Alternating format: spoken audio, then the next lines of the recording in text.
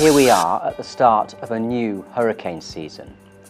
Over these next 6 months, there is a likelihood of hurricanes and tropical storms passing through our region. We must stand ready and be as prepared as possible. Many of you will remember the devastating impact of Hurricane Ivan in 2004. Since Ivan, much of the island's infrastructure has been improved, and we are in a much stronger position than we were almost 15 years ago. More recently, in 2017, Hurricanes Irma and Maria hit the region and our neighbouring overseas territories. We were fortunate to escape their path, but Cayman played their part, and both Cayman Islands police and officials and our RCIPS helicopter were deployed to BVI, TCI and Anguilla to support relief operations following the devastating impact of Hurricane Irma. We learnt a lot from 2017, and our resilience has been strengthened as a result.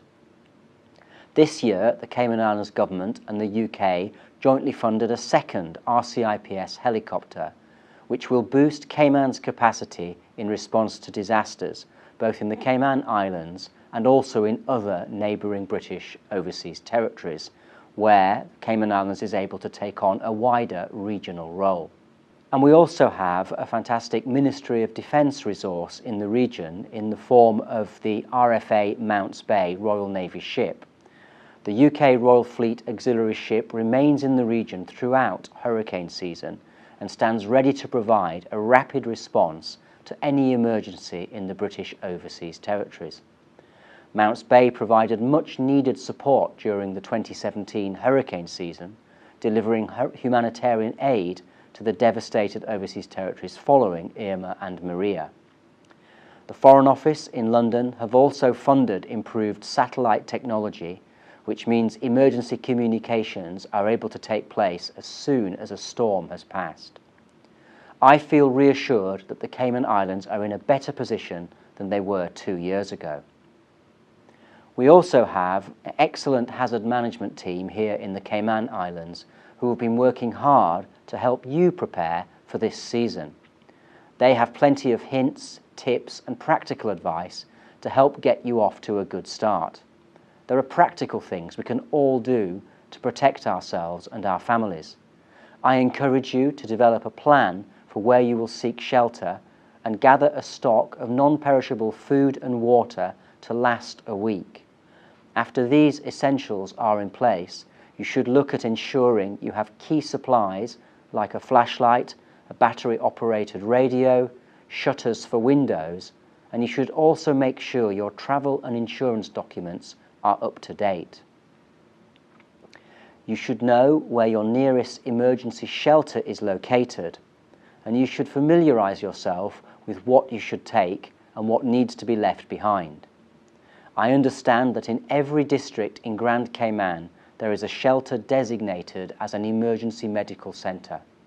Doctors and nurses are on hand at these facilities, so if you or your family members have a medical condition, then it would be wise to attend one of those designated shelters during a hurricane. I strongly encourage you to visit the Cayman Prepared website at www.caymanprepared.ky to assist with your hurricane planning, or pick up one of the hurricane preparedness guides at the supermarkets or at the government administration building. Experts agree that there are challenges communicating the threat posed by hurricanes. 2 problems stand out with potentially dangerous implications. The first major concern is known as anchoring, which is when a person who has first-hand experience of a dangerous and violent storm convinces themselves that no other hurricane can be more dangerous than the one they experienced previously. That person is literally anchored to their previous experience, and that could cause serious issues for them in the event of a new disaster occurring. The second major concern is that people tend to focus on the hurricane category rather than the specific hazards. That means that people may make the decision to only evacuate to a shelter for a major hurricane with a category of 3, 4 or 5, but remain in their homes for a minor hurricane. I sincerely urge you to follow the guidance from Hazard Management Cayman Islands, which is designed to keep you and your family safe.